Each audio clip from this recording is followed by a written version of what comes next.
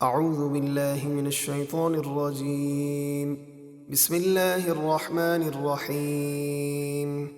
يا أيها النبي إذا طلقتم النساء فطلقوهن لعدتهن وأحصوا العدة واتقوا الله ربكم لا تخرجوهن من بيوتهن ولا يخرجن إلا أن يأتين بفاحشة مبينة وتلك حدود الله ومن يتعد حدود الله فقد ظلم نفسه لا تدري لعل الله يحدث بعد ذلك أمرا. اے نبی اپنی امت سے فرما دیجئے جب تم اپنی عورتوں کو طلاق دو تو ان کی عدت کے وقت پر پاکی کے دنوں میں انہیں طلاق دو اور ان کی عدت کا شمار رکھو اور اپنے رب اللہ سے ڈرتے رہو. عدت کے دنوں میں تم انہیں ان کے گھروں سے نہ نکالو اور نہ ہی وہ خود نکلیں مگر یہ کہ وہ کھلی بے حیائی کا کام کریں، مثلا چوری یا زنا وغیرہ، تو سزا دینے کے لیے انہیں مجبوراً نکالا جائے گا، اور یہ اللہ کی حدیں ہیں، اور جو اللہ کی حدوں سے آگے بڑھا تو بے شک اس نے اپنی جان پر ظلم کیا. اے سننے والے، تجھے نہیں معلوم، ہو سکتا ہے اللہ اس طلاق کے بعد شوہر کے دل میں صلح کی کوئی نئی بات پیدا فرما دے، لہٰذا ایک دم 3 طلاقیں نہ دو. فإذا بلغن أجلهن فأمسكوهن بمعروف أو فارقوهن بمعروف وأشهدوا ذوي عدل منكم وأقيموا الشهادة لله ذلكم يوعظ به من كان يؤمن بالله واليوم الآخر ومن يتق الله يجعل له مخرجا.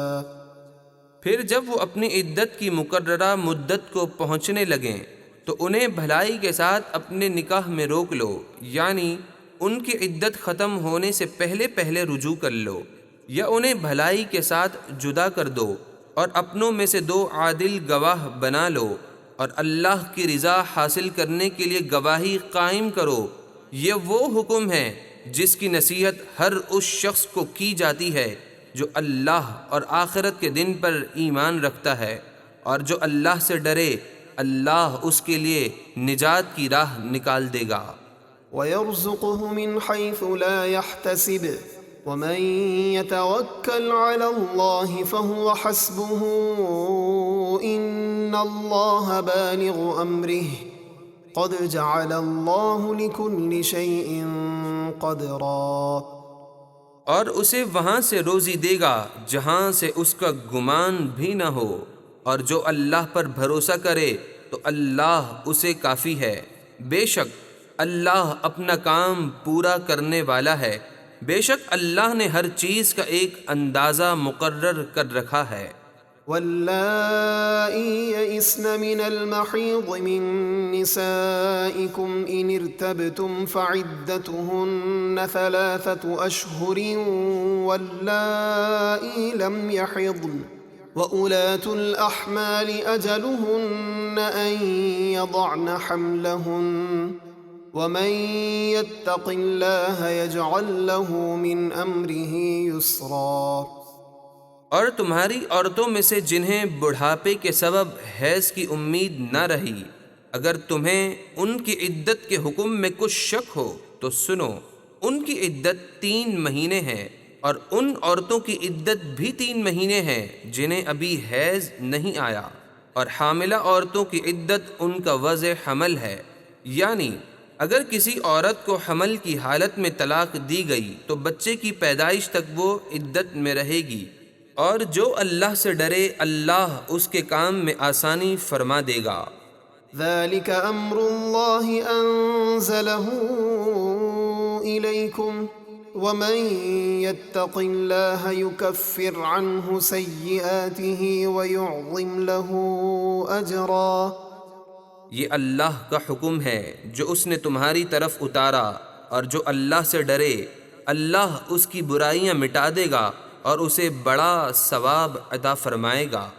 أسكنوهن من حيث سكنتم من وجدكم ولا تضاروهن لتضيقوا عليهن وإن كن أولات حمل فأنفقوا عليهن حتى يضعن حملهن فإن أرضعن لكم فآتوهن أجورهن وَأْتَمِرُوا بَيْنَكُمْ بِمَعْرُوفٍ وَإِن تَعَاسَرْتُمْ فَسَتُرْضِعُ لَهُ أُخْرَى۔ تم ان عورتوں کو اپنی طاقت کے مطابق وہاں رکھو جہاں تم خود رہتے ہو، اور انہیں تکلیف نہ دو کہ ان پر تنگی کرنے لگو، اور اگر وہ طلاق والی عورتیں حاملہ ہوں تو ان کے وضع حمل تک انہیں خرچہ دو۔ پھر اگر وہ تمہارے لیے بچے کو دودھ پلائیں تو انہیں ان کی اجرت دو، اور بچے کی پرورش کے متعلق آپس میں دستور کے مطابق مشورہ کرو، اور اگر تم آپس میں دشواری محسوس کرو اس طرح کہ ماں دودھ پلانے کی دستور سے زیادہ اجرت مانگے اور باپ دینا نہ چاہے، تو قریب ہے کہ اسے کوئی اور دودھ پلانے والی مل جائے گی۔ لينفق ذو سعة من سعته ومن قدر عليه رزقه فلينفق مما آتاه الله لا يكلف الله نفسا إلا ما آتاها سيجعل الله بعد عسر يسرا۔